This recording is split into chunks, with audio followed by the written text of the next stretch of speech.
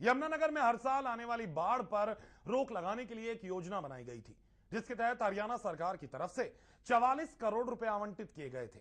लेकिन इस रकम का एक बड़ा हिस्सा धांधली के चलते सिंचाई विभाग और ठेकेदारों की जेब में चला गया था। एमएचवन न्यूज ने इस घोटाले को प्रमुखता से प्रसारित किया था। यही वजह थी हरियाणा सरकार उस वक्त हरकत में आई थी और इस मामले की जांच विजिलेंस विभाग को सौंप दी गई थी। अब विजिलेंस विभाग ने यमुनानगर में हुए इस करोड़ों के घोटाले में नए सैंपल लिए हैं और पूरी जांच नए सिरे से शुरू की है।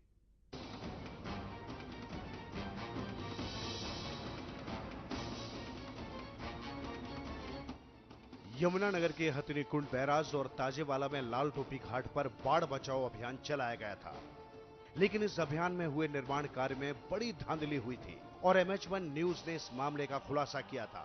अब विजिलेंस की टीम ने लाल टोपी घाट के निर्माण में हुई धांधली की जांच आगे बढ़ाई है और विजिलेंस अधिकारी मदन लाल की देखरेख में लाल टोपी घाट और हथिनीकुंड इलाके की कई साइटों के सैंपल भरे गए हैं। वर्ष 2010 में यमुनानगर जिले में फ्लड आने के उपरांत सरकार द्वारा फ्लड रिलीफ के जो कार्य करवाने के लिए पैसा अलॉट किया गया था विभिन्न एजेंसियों को, उसमें अनियमितता पाए जाने के उपरांत वर्ष 2012 में सरकार के द्वारा विजिलेंस से इंक्वायरी करवाई जा रही है। एक्शन स्टेट विजिलेंस ब्यूरो के टेक्निकल टीम के हेड हैं, उनके नेतृत्व में टीम आई थी और उन्होंने अलग अलग जगह से काम के सैंपल लिए हैं। विजिलेंस इंस्पेक्टर मदन लाल कंबोज कहते हैं, इन साइटों से भरे गए सैंपलों को करनाल की मधुबन लेबोरेटरी में टेस्ट के लिए भेजा जाएगा और रिपोर्ट आने पर ठेकेदारों और सिंचाई विभाग के अधिकारियों के खिलाफ कार्रवाई की जाएगी। बलजीत ठेकेदार के द्वारा करवाए गए कार्यों की जांच की जा रही है, सैंपल लिए जा रहे हैं और सैंपल लेने के उपरांत इसको मधुबन लेबोरेटरी में टेस्ट के लिए भेजा जाएगा। वहां से रिपोर्ट आने के बाद अगली कार्रवाई की जाएगी। ताजेवाला में बाढ़ राहत का काम 2010 में शुरू हुआ था, लेकिन सिंचाई विभाग के अधिकारियों और ठेकेदारों की सांठगांठ उसी वक्त खुल गई थी।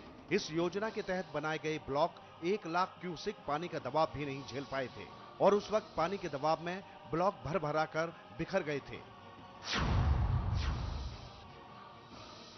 तस्वीरों में साफ तौर पर देखा जा सकता है जिन ब्लॉक्स को सिंचाई विभाग के अधिकारियों ने ठेकेदारों के माध्यम से बनवाया था, उनकी हालत कैसी है ये देखिए।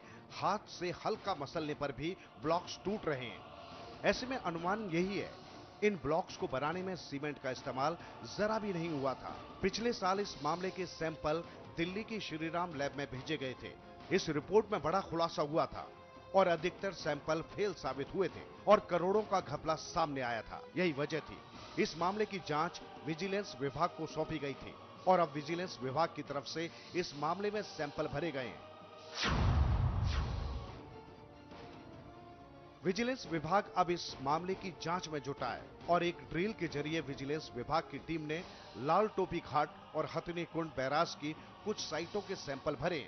ड्रिल से कंक्रीट काटकर सैंपल भरने की तस्वीरें इस पूरी कार्रवाई का मंजर दिखा रही हैं और शुरुआती जांच में करोड़ों के घोटाले की बात सामने आई है। सुरेंद्र मेहता, एमएच1 न्यूज, यमुनानगर।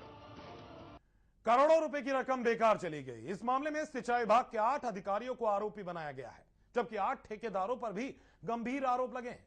बावजूद इसके अभी तक इस मामले में आरोपियों के खिलाफ कोई कार्रवाई नहीं हुई है।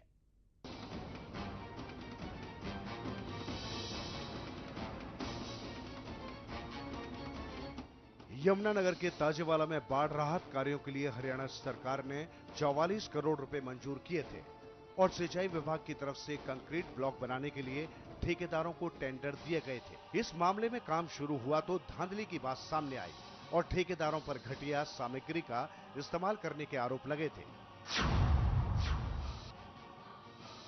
एमएच1 न्यूज ने सिंचाई विभाग के अधिकारियों और ठेकेदारों की सांठगांठ का खुलासा किया था और इस मामले को प्रमुखता से प्रसारित किया था। यही वजह थी हरियाणा सरकार हरकत में आई थी और इस मामले की जांच के आदेश दिए गए थे।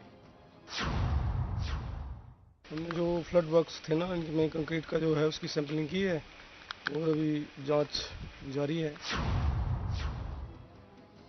इस मामले की कई बार जांच हुई है और अब तक हुई तहकीकात के मुताबिक 13 अधिकारियों को आरोपी ठहराया गया है और 8 ठेकेदारों को ब्लैक लिस्ट किए जाने की सिफारिश की गई है। लेकिन सबसे बड़ी बात यही है, इन आरोपियों का नाम अभी तक सार्वजनिक नहीं किया गया है और आरोपियों के खिलाफ अभी तक कोई कार्रवाई भी नहीं हुई है। ऐसे में गंभीर सवाल उठना लाजमी है। Surendra Mehta, MH1 news, Yamuna.